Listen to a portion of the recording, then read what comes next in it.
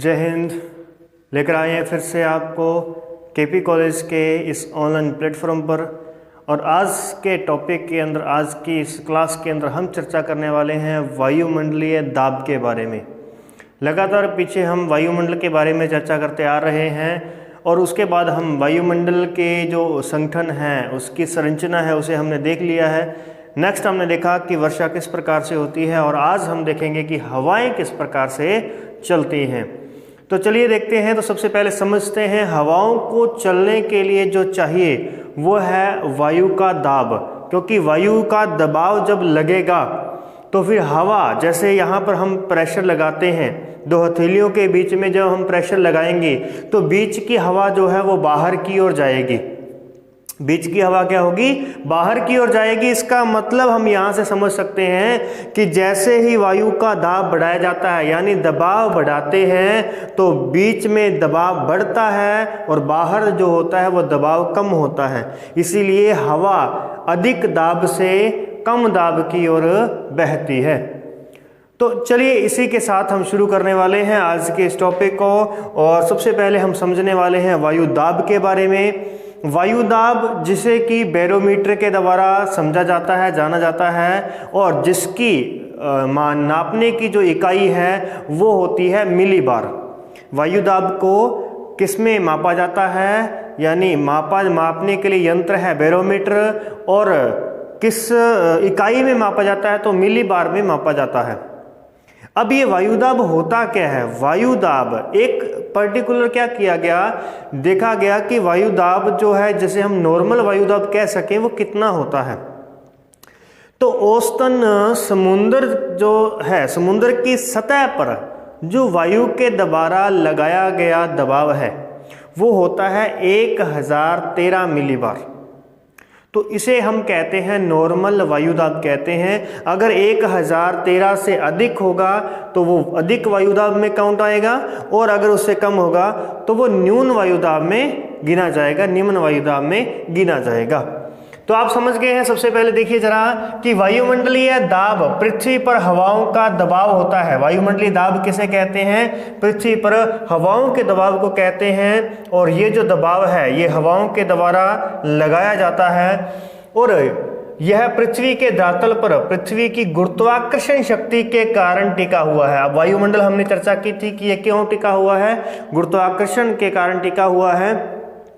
और वायुमंडलीय दाब किसी दिए गए स्थान तथा समय पर वहां की हवा के स्तंभ का भार, जो हवा का स्तंभ बनेगा, यानी अपन एक पर्टिकुलर देख लेते हैं कि 1 वर्ग सेंटीमीटर, या अपन चलो इस प्रकार से देखते हैं कि जहां हम खड़े हैं वहां पर हमारे द्वारा जो दबाव लगाया जा रहा है, ऐसे ही हवा के द्वारा भी दबाव लगाया जाता है। अगर हम उसे मान लें कि 1 वर्ग सेंटीमीटर पर हवा के द्वारा जो भार पड़ेगा, हवा के स्तंभ के द्वारा जो भार पड़ेगा, उसे वायुदाब कहते हैं।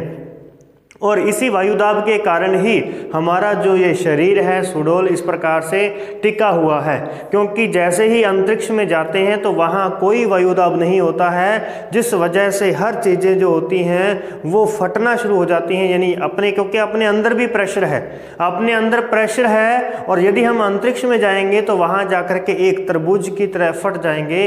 तो ये काम करती है हवाएं, हमारे ऊपर दबाव लगा करके हमें इस शरीर के इस रूप के अंदर रहने में मदद करती हैं। तो ये होता है वायुदाब, जिसके लिए बैरोमीटर का प्रयोग किया जाता था। और अब वर्तमान में जो है वो 14M एनीरॉयड बैरोमीटर का प्रयोग करते हैं, और इसके लिए मिलीबार या पास्कल जो है इकाई होती है। यहाँ समझने वाली बात क्या है कि 1 मिलीबार किसके बराबर होता है?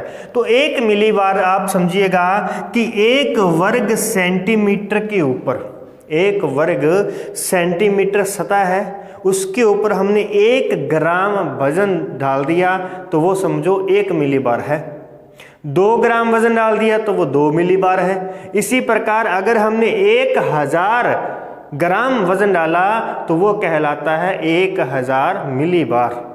तो इसका मतलब हवाओं के द्वारा समुद्री सतह पर कितना दबाव लगाया जाता है, तो 1013 ग्राम दबाव लगाया जाता है, भार ऊपर लगाया जाता है।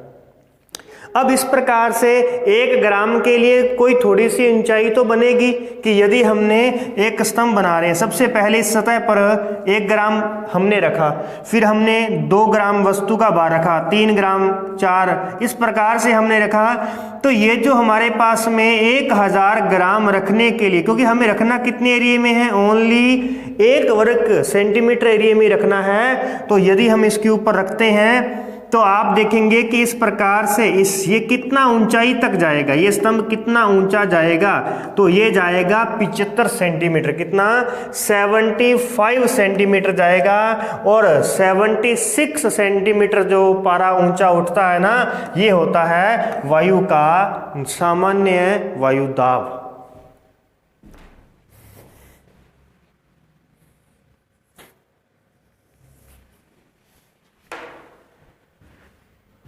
तो क्या समझे, दोबारा से देखिए, पारे का 76 सेंटीमीटर ऊंचे स्तंभ का वायुदाब, पारे में जब पारा 76 सेंटीमीटर ऊंचा चढ़ेगा तो उसके द्वारा जो दबाव लगाया जाएगा ना, वो 1013.25 मिलीबार होता है, जो कि समुद्र तल पर वायुदाब है।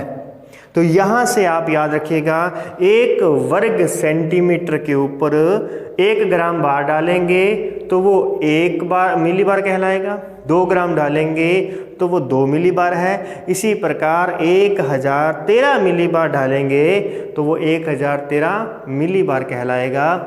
और इसका जो ऊंचाई बनेगी वो कितनी बनेगी, 76 सेंटीमीटर बनती है। ओके, इसके अलावा देख लीजिए कि बैरोमीटर का पठन कैसे किया जाता है, कैसे पढ़ा जाता है बैरोमीटर को, कि यदि तेजी से गिरेगा तो यहाँ पर तूफानी मौसम आ रहा है, तेजी से गिरेगा, अब पारा गिर रहा है यानी कि वायुदाब कम हो रहा है। और वायुदाब जब एकदम से कम हो जाता है तो बहुत तेज हवाएं चलती हैं, तो बहुत तेज हवाएं चलती हैं। जैसे यहाँ पर हम देखें कि यदि हम जितनी तेजी से यहाँ पर ला करके प्रेशर बनाएंगे, आपके चेहरे को हवा उतनी ही तेजी से मिलेगी। आप इस प्रकार से करके देखिए, ताली बजा करके देखिए, जोर से करके देखिए, आपके चेहरे को हवा मिल रही है ना। ये क्यों मिल रही है, क्योंकि यहाँ दाब बढ़ रहा है। तो दाब बढ़ रहा है तो वहाँ से अधिक दाब से कम दाब की ओर हवाएं जाती हैं। इसके बाद अगर धीरे धीरे बढ़ रहा है, मतलब दाब बढ़ रहा है, अब दाब बढ़ेगा तो कौन सी स्थिति है, वर्षा की स्थिति हो रही है, यानी बादल बन रहे हैं। और उसके बाद में आएगा कि लगातार बढ़ता ही जा रहा है, बढ़ता ही जा रहा है, तो इसका मतलब ठंडे मौसम के बारे में बात हो रही है, मतलब प्रति चक्रवाती या फिर साफ मौसम का संकेत होते हैं। हम आगे चलकर चक्रवात और प्रति चक्रवातों को देखेंगे। प्रति चक्रवातों के आने से मौसम साफ हो जाता है बिल्कुल, और बहुत ही अच्छा शानदार ठंडा मौसम बन जाता है, और उसमें आप देखेंगे कि वायुदाब अधिक हो चुका है। तो ये आपका नॉर्मली जो पॉइंट है ये आपने को वायुदाब के संबंध में याद रखने हैं। तो बहुत सी सिंपल है, कोई ज़्यादा मुश्किल यहाँ पर नहीं है। इसके बाद हम बात करते हैं वायुमंडलीय दाब का वितरण। अब वायुमंडलीय दाब के वितरण को दर्शाने के लिए किसका प्रयोग किया जाता है, समदाब रेखाओं का प्रयोग किया जाता है। समदाब रेखाएं आपके सामने मैंने यहाँ पर थोड़ी सी लैंग्वेज रखी है कि जिस प्रकार से आप क्वेश्चन को याद करके लिखेंगे, और कुछ लैंग्वेज में आपको बताऊंगा जो चीज़ें आप नॉर्मल तरीके से याद कर सकते हो, और वो चीज़ आप वैसे की वैसे लिख देना, लेकिन कुछ एक पॉइंट आपको इसमें से भी उठाकर लिखने हैं। इसीलिए हम दोनों इन लाइनों को समझ करके चलेंगे। तो क्या देखा आपने, समदाब रेखाएं क्या होती हैं, समदाब रेखाएं वो रेखाएं हैं जो कि समान वायुदाब के बिंदुओं को मिलाने वाली रेखा है। यानी यहाँ पर हम मान लेते हैं कि 1013 मिलीबार यहाँ का क्या है, वायुदाब है। इसके बाद में ये लाइन जा रही है तो ये मान लेते हैं 1014 मिलीबार की है। ये लाइन जा रही है तो 1015 मिलीबार की समदाब रेखा है ये। और ये सभी जो समदाब रेखाएं हैं, यदि ये समदाब रेखाएं पास पास में होंगी तो हवाएं तेज चलेंगी।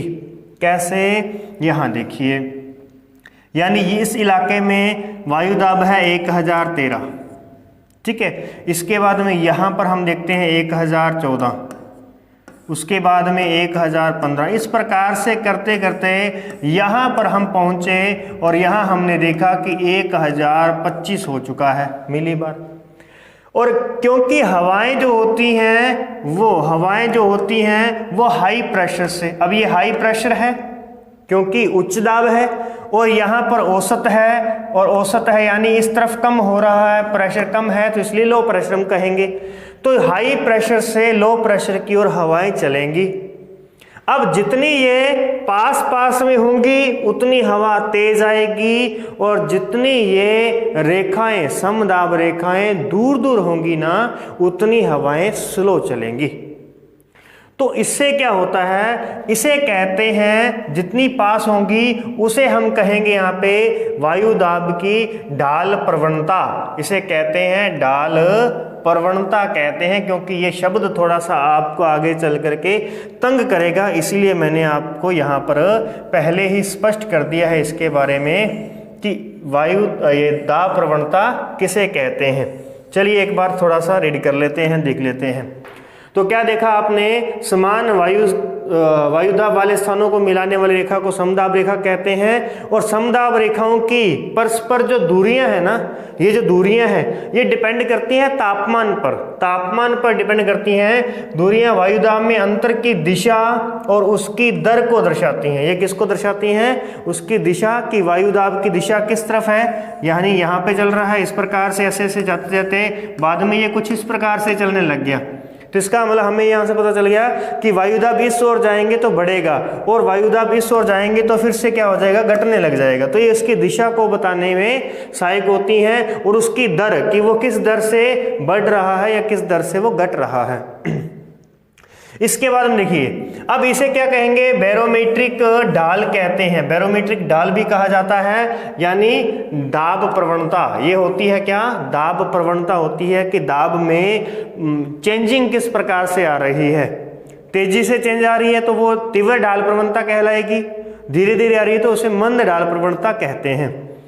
अब इसके बाद में देखिए जरा, अब ये क्यों होता है, तो यहाँ पर हमारे पास में आ चुका है, ये तापमान के कारण होता है। तापमान का अंतर, तापमान में अंतर हवा के घनत्व में परिवर्तन से संबंधित है, क्योंकि पृथ्वी पर तापमान का वितरण क्या होता है, काफी असमान होता है हर जगह पे, कहीं तापमान अधिक है कहीं कम है। एक ही देशांतर, एक ही अक्षांश पर स्थित होते हुए भी तापमान कम और अधिक होता है, जिस वजह से वायुदाब के वितरण में भी असमानताएं देखने को मिलती हैं। ओके, तो यहाँ पर हम देखते हैं वायुदाब में अंतर के कारण हवा किस रूप में चलेगी, क्षैतिज गति करेगी। हवा कैसी गति करेगी, क्षैतिज गति करेगी। धरातल के ऊपर हवा चलेगी तो ही हम उस हवा को महसूस कर पाएंगे, और इस प्रकार से क्षैतिज गति को ही क्या कहते हैं, पवने कहते हैं। इस हवा की क्षैतिज गति को क्या कहते हैं, पवने कहते हैं। तो पवनों का आगे जाकर के बनेगी कि पवने किस प्रकार से चलती हैं। चलिए आगे बढ़ते हैं। तो अब हम देखते हैं वायुमंडलीय दाब के वितरण के अंदर एक और पॉइंट है कि इसका लंबवत वितरण और क्षैतिज वितरण, लंबवत वितरण और क्षैतिज वितरण है। लंबवत वितरण में क्या रहेगा कि जैसे जैसे ऊंचाई बढ़ेगी तो तापमान घटता है। जैसे जैसे यहाँ पर आपके पास में तापमान से क्या संबंध मिलेगा वायुदाब का, कि तापमान घटेगा, तापमान घटेगा तो वायुदाब बढ़ेगा। नॉर्मली इसमें विपरीत संबंध होते हैं, जैसे कि सर्दियों के अंदर तापमान घट रहा है, तापमान घटता है तो वायु की सघनता बढ़ने लगती है, वायु का घनत्व बढ़ने लगता है, वायु के कण पास पास में आने लगते हैं। पास पास में क्यों आ रहे हैं, क्योंकि वायु दाब अधिक हो रहा है। सर्दियों में आपको धुंध कोहरा क्यों दिखाई देता है, आप जैसे ही दरवाज़ा खोलते हैं तो धुंध अंदर की ओर आती है। ये क्यों होता है, ये क्या चीज़ है, ये सारे के सारे वो वायु के कण हैं जो कि उसके ऊपर दाब बढ़ने से वो कण पास पास हो चुके हैं और जो हमें दिखने शुरू हो चुके हैं, हमने उसे देखना शुरू कर दिया है। जैसे सर्दियों के अंदर आप जब ऐसे करते हैं तो अंदर से जो आपके क्या निकलती है, यानी आप वो गैस छोड़ते हैं तो वो आप उसे देख सकते हैं कि भाप देख सकते हैं उसको। क्यों देख सकते हैं? क्योंकि जैसे ही वो बाहर आती है ना तो बाहर के मौसम के कारण वो ठंडी होकर के सिकुड़ जाती है, और जब कण पास पास में आते हैं तो हम देख सकते हैं, और जैसे ही कण दूर दूर जाएंगे तो हम नहीं देख सकते। जैसे गर्मियों के अंदर, अब गर्मियों में हम हवा के कण को देख ही नहीं सकते कि हवा कहाँ पर है, हमारे आसपास है या नहीं है। तो इस प्रकार से क्या होता है कि सर्दियों के अंदर तापमान कम होता है, तो तापमान कम होता है तो वायु का दाब बढ़ता है, और जहाँ तापमान अधिक होगा तो तापमान बहुत अधिक है, हवा हल्की हो रही है, हवा गर्म हो रही है, गर्म होकर के दूर हो रही है, और दूर हो रही है तो वो हल्की हो जाएगी और ऊपर उठ जाएगी, तो गर्म हवा ऊपर उठ जाती है। तो आप देखेंगे कि तापमान घटेगा तो वायु दाब बढ़ेगा, और तापमान बढ़ जाएगा तो वायु दाब घट जाएगा। इन दोनों में विपरीत संबंध होता है। परंतु लंबवत वितरण के मामले में क्या कंडीशन है? लंबवत वितरण में वायुमंडल की निचली परतों में हवा का घनत्व, वायुमंडलीय दाब अधिक होते हैं। निम्न परतों में हवा का घनत्व भी अधिक होता है और वायुमंडलीय दाब भी अधिक होता है, और ऊंचाई के साथ हवा के दाब में कमी आती है। हवा का जो दाब है ना उसमें कमी आती है, यानी वायुमंडलीय दाब में कमी आती है। यद्यपि ऊंचाई और वायु दाब के बीच सीधा संबंध नहीं होता, इन दोनों के बीच में सीधा संबंध नहीं, उल्टा संबंध होता है। हमेशा तापमान और वायु दाब के बीच में कैसा संबंध होता है? उल्टा संबंध होता है। ऊंचाई बढ़ती जाएगी तो तापमान घटता जाएगा, तापमान घटता जाएगा तो वायु दाब बढ़ता जाएगा। तो इस प्रकार से होता है हमारे पास में तापमान और वायु दाब का डिफरेंस। ये तो था हमारे पास में लंबवत वितरण उसका। लेकिन अब क्षैतिज वितरण को देखना है, तो क्षैतिज वितरण के लिए पृथ्वी के ऊपर, पृथ्वी पर वायु दाब की 7 पेटियां पाई जाती हैं, जिसे वायु दाब कटिबंध भी कहते हैं या वायु दाब पेटियां कही जाती हैं। तो हम क्षैतिज वितरण को समझते हैं क्योंकि ये बहुत ही अधिक इम्पोर्टेंट है। क्षैतिज वितरण को समझिए पहले। तो देखिए जरा, यहाँ पर हम सबसे पहले बनाएंगे हमारी पृथ्वी को, और इस पृथ्वी पर आप देखेंगे कि यहाँ पर है सबसे पहले क्या? भूमध्य रेखा, 0 डिग्री अक्षांश, जिसे कहते हैं भूमध्य रेखा। ये डायग्राम मैं जिस प्रकार से बनाऊं आप अच्छी तरीके से बना लेना भी, आप अच्छी तरीके से देख लेना कि डायग्राम किस प्रकार से बनाना है। ये बहुत ही अधिक इम्पोर्टेंट डायग्राम है और 100% श्योरिटी है कि ये आपके एग्जाम में आएगा ही आएगा। अब यहाँ पर 0 डिग्री अक्षांश है, भूमध्य रेखा है, और उसके बाद में हम आगे चलते हैं तो देखते हैं यहाँ पर हमें मिलेगी 23.5 डिग्री अक्षांश, 23.5 डिग्री उत्तरी अक्षांश मिलेगा, जिसे कर्क रेखा कहते हैं, और इसी प्रकार से है 23.5 डिग्री दक्षिण अक्षांश, जिसे मकर रेखा कहते हैं।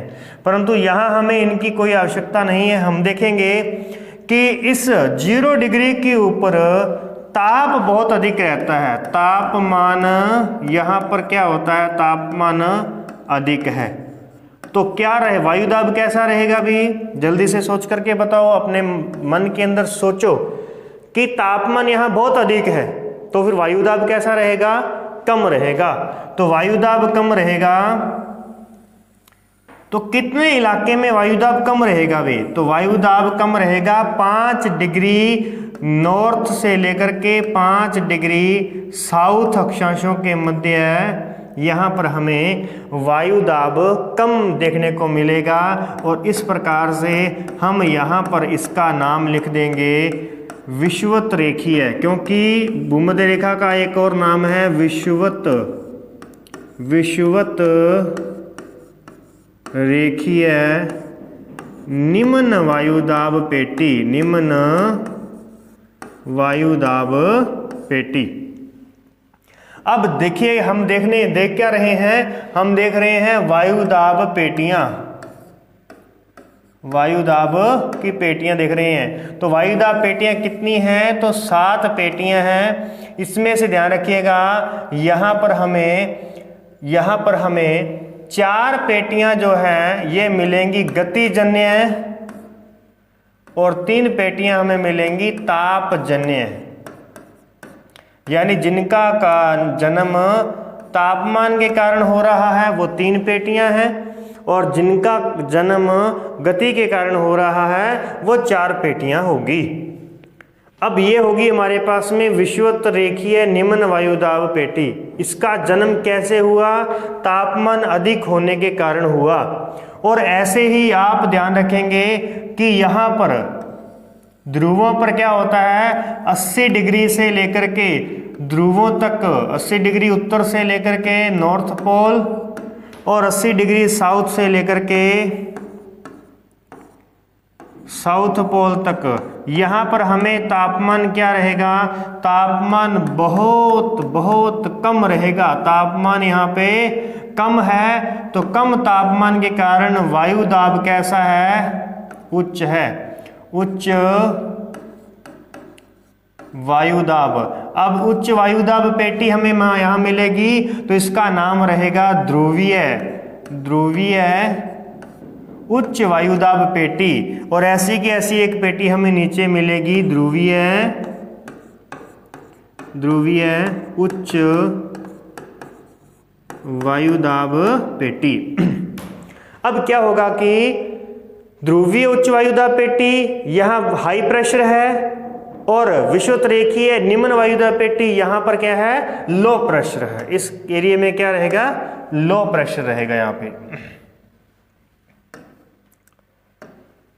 ये हो गया हमारे पास में लो प्रेशर और यहाँ पे क्या है, हाई प्रेशर है।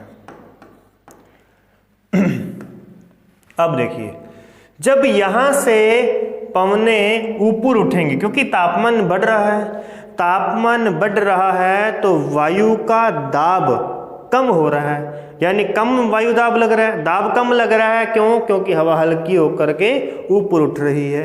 और जब हवा हल्की होकर के ऊपर उठेगी तो फिर वो कहीं ना कहीं तो जाकर रुकेगी ना, तो वो रुकेगी शोभ मंडल के अंदर, शोभ सीमा तक जाएगी वहां जाकर के, क्योंकि जैसे जैसे ऊपर उठेगी तो तापमान क्या होने लग जाएगा, वहां ऊपर जाने पे तापमान घटने लगेगा। और जब तापमान घटने लगेगा तो वायु की सघनता, वायु का घनत्व बढ़ने लगेगा। अब जब वायु बढ़ने लगेगी, उसका घनत्व बढ़ने लगेगा, तो अब तो वायु भारी हो जाएगी और भारी हो जाएगी तो उसे वापस नीचे आना पड़ेगा। लेकिन वो उसी जगह पर नीचे नहीं आ सकती। क्यों नहीं आ सकती? क्योंकि नीचे से लगातार वायु गर्म होकर के ऊपर उठती जा रही है। तो इसका सेटअप कैसा बनेगा, एक सेटअप समझिए, मैं आपको इस प्रकार से बताता हूं। यहां पर है हमारे पास में 0 डिग्री अक्षांश। अब 0 डिग्री अक्षांश से लेकर के 5 डिग्री साउथ और 5 डिग्री नॉर्थ के बीच यहाँ पर आपने क्या समझा कि यहाँ पर तापमान अधिक है, और तापमान अधिक होने के कारण यहाँ पर क्या होती है, हवा हल्की होकर के ऊपर उठती है। अब ऊपर उठेगी तो उसके बाद में तो एक सीमा आ जाएगी, इससे ज़्यादा ऊपर नहीं जा सकती। तो अब क्या होगा, यहाँ से ये हवाएं इस तरफ जाएंगी, इस तरफ हमें क्या मिल रहा है, यहाँ पे मिल रहा है 23.5 डिग्री नॉर्थ, और आगे चलेंगे तो हमें मिलेगा 66.5 डिग्री नॉर्थ, और आगे जाएंगे तो हमें मिलेगा 90 डिग्री, यानी कि उत्तरी ध्रुव, नॉर्थ पोल। इसी प्रकार से इस तरफ चलेंगे तो वही हम मकर रेखा यहाँ पर देखेंगे दक्षिण के अंदर। उसके बाद में अंटार्कटिक व्रत देखेंगे, और देखेंगे दक्षिण ध्रुव, देखेंगे दक्षिण ध्रुव, ठीक है, दक्षिण ध्रुव, ठीक है। ये हो गया हमारे पास में इस प्रकार से पवनों के बारे में। अब चलिए, अब यहाँ पर जो पवनें ऊपर उठी थी, जो पवनें यहाँ पर ऊपर उठी थी, वो क्या होंगी, ठंडी होकर के अब थोड़ी यहाँ से दूर जाएंगी, दूर जाएंगी तो वो कहाँ पर आकर के वापस, अभी यहाँ से आकर के वो वापस नीचे बैठेंगी। क्यों बैठेंगी नीचे? क्योंकि अब उनके पास में वजन अधिक हो चुका है, उनका भार बढ़ चुका है, इसलिए वो जा रही हैं किस ओर, ध्रुवों की तरफ जा रही हैं, क्योंकि उस ओर तापमान कम है, और तापमान कम है तो ये उधर जाती जाएंगी, तो आगे जाकर के इन्हें क्या होगा, अब भारी होती जाएंगी, क्योंकि वायु दाब बढ़ता जाएगा, तो बढ़ता जाएगा तो अब ये यहाँ पर जाकर के नीचे गिरना शुरू हो जाएंगी। यहाँ से क्या होगा, नीचे गिरेंगी, और जहाँ पर नीचे गिरेंगी, नीचे बैठेंगी या नीचे उतरेंगी, वहाँ पर वायु का दाब बढ़ा देंगी। यानी यहाँ पर तो बना देंगी ये क्या, हाई प्रेशर, और यहाँ पर क्या बना दिया इन्होंने, लो प्रेशर बना दिया। यहाँ पर बना दिया लो प्रेशर। तो हम एक ही गोलार्ध को देख लेते हैं एक बार, ओनली उत्तरी गोलार्ध को देख लेते हैं। यहाँ पहुंची।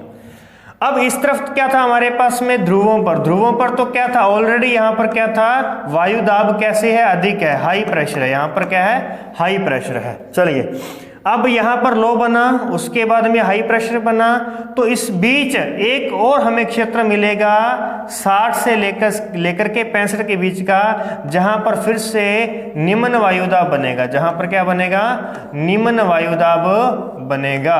और ये निम्न वायुदाब बनेगा किस कारण से, गति के कारण से। यहाँ पर किस कारण से बना, गति के कारण से। और ये सेम टू सेम ये भी पवनें कहाँ पर उतरेंगी, इसी क्षेत्र में उतरेंगी जहाँ पर ये पहले वाली पवनें उतर रही थी नीचे। तो अब आप देख करके बताइए पहले मुझे कि एक हमारे पास में वायुदाब पेटी इस क्षेत्र में बनेगी, जिसे कहते हैं लो प्रेशर, यहाँ पे लो प्रेशर की बनेगी। एक वायुदाब पेटी हमें यहाँ पर मिलेगी देखने को, जो किसकी होगी, हाई प्रेशर की होगी। यहाँ पर एक पेटी हमें मिलेगी इस क्षेत्र में, जो फिर से किसकी है, लो प्रेशर की। और फिर से क्या मिला हमें, हाई प्रेशर मिला। तो इस प्रकार से हमें यहाँ पर लो, हाई, लो और हाई, ये हमें वायु दाब की पेटियां मिलती हैं। अब हम डिसाइड करते हैं, पहले आप एक बार फिर से इनको समझ लीजिए, दोबारा से एक सर्कल देख लीजिए। ये सर्कल चलता है, हवा यहाँ पर 0 डिग्री पर तापमान अधिक है। यहाँ पे क्या है, तापमान अधिक है। तो तापमान अधिक है, हवा हल्की हुई, ऊपर उठी, ऊपर उठने के बाद में अब ऊपर सीमा आ गई, तो फिर ये क्या होने लगेगी, अपने एक दूसरे से अलग होगी, और आगे जाकर के ये फिर से नीचे उतरना शुरू करती हैं। जहां पर ये उतरती हैं वहां पर क्या मिलेगा, हाई प्रेशर मिलेगा। तो ये हाई प्रेशर हो गया। ऐसे ही एक इधर भी हाई प्रेशर मिलेगा। तो दोनों हाई प्रेशर के बीच में एक लो प्रेशर और आएगा। क्यों, क्योंकि ये दोनों को किस कारण से हो रही हैं, गतिजन्य हैं, गतिजन्य पेटियां हैं। और ये दोनों की दोनों कौन सी हैं, ये दोनों तापजन्य पेटियां हैं, तापजन्य पेटियां हैं। तापमान अधिक था इसीलिए निम्न वायुदाब बना, तापमान कम है इसीलिए उच्च वायुदाब बनता है। तो अब हम इनको वापस अच्छे तरीके से उसी पोर्शन में देख लेते हैं कि कौन कौन सी हमने पेटियां देखी हैं। तो चलिए देखें, यहाँ पर हम फिर से चलते हैं। जो यहाँ से गर्म होकर के पवनें ऊपर उठी थी, वो कहाँ जा कर के बैठी थी, कर्क रेखा के बाद में। तो वो क्षेत्र था हमारे पास में लगभग 30 से 35 का, 30 डिग्री नॉर्थ अक्षांश से लेकर के 35 डिग्री नॉर्थ अक्षांश के बीच में हवाएं नीचे बैठना शुरू करती हैं। और जहां नीचे बैठना शुरू करती हैं वहां पर क्या बनाएंगी, उच्च वायुदाब बनाएंगी। यहां पर क्या बना देंगी, हाई प्रेशर बना देंगी। ठीक है, और हमें इसकी जरूरत नहीं है, इसलिए हम यहां से हटा देते हैं ताकि आपको कोई कंफ्यूजन ना पैदा हो। ये हो गया, ये हमारे पास में आ चुकी है। इस प्रकार से वायुदाब की 3 पेटियां हम यहाँ पर देख चुके हैं। चलिए आगे कंप्लीट करते हैं। इसके बाद में अब दोनों हाई के बीच में हमने एक लो प्रेशर की पेटी और देखी थी, तो वो कौन सी थी, चलिए उसको भी देख लेते हैं। वो हमें मिलेगी यहाँ पर 60 से 65 के बीच में, 60 डिग्री नॉर्थ अक्षांश से लेकर के 65 डिग्री नॉर्थ अक्षांश के बीच में। और ये सिर्फ नॉर्थ अक्षांश में नहीं, ये साउथ में भी अपने को मिलेंगी सेम उसी तरीके से। 30 से 35 वाली भी मिलेगी, 30 डिग्री से 35 डिग्री के बीच में, और उसके बाद में 60 डिग्री से लेकर के 65 डिग्री के बीच में। यहाँ पर हमारे पास में ये वायुदाब पेटियाँ आ चुकी हैं। तो ये बनेगी हाई प्रेशर की, ये लो प्रेशर की, और ये फिर से हाई। तो high low, high low, high low, और फिर से कौन सी आ गई, हाई।